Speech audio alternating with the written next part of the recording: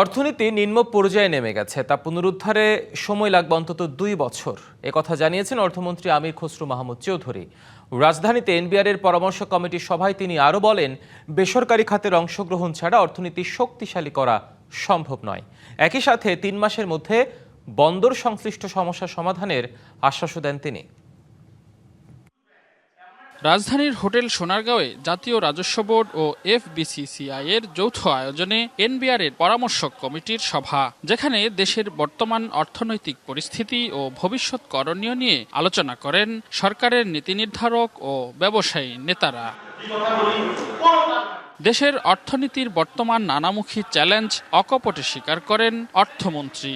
বাংলাদেশের অর্থনীতি যে জায়গায় নিয়ে যাওয়া হয়েছে আজকে, এখান থেকে আমার 2 বছরের কুশল লাগবে এবং এই 2 বছর পরে থার্ড ইয়ারে গিয়ে ইকোনমি উইল টার্ন অ্যারাউন্ড। আমরা ব্যবসার পথে যত বাধা আছে ম্যাক্সিমাম বাধা সরিয়ে দেব। ব্যবসায়ীদের পক্ষ থেকে বিভিন্ন ছাড়ের দাবি উঠলেও অর্থমন্ত্রী স্পষ্ট জানান, বর্তমান পরিস্থিতিতে কর ছাড় সম্ভব নয়, তবে বন্দর নিয়ে দেন স্বস্তির খবর। পোর্টে 40% বৃদ্ধি করুন। এই পোর্টে যে দুর্নীতি হয়, পোর্টে যে কস্ট অফ ডুইং বিজনেস যায়, আপনি এটাকে অ্যাড্রেস করেন।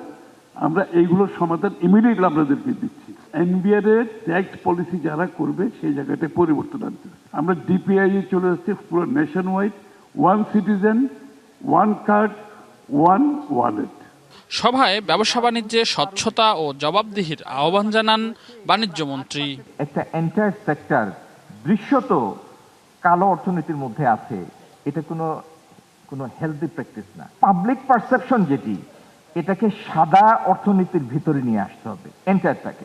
এই ইকোনমিক ম্যানেজমেন্টটা, বাংলাদেশের অর্থনৈতিক ব্যবস্থাপনাটা is in a safe hand. NBR এর নীতি ব্যবস্থাপনায় বড় পরিবর্তনের আভাস দিয়ে জানানো হয়, এখন থেকে ব্যবসায়ীদের সাথে আলোচনা করেই নির্ধারণ করা হবে অর্থনৈতিক নীতিমালা।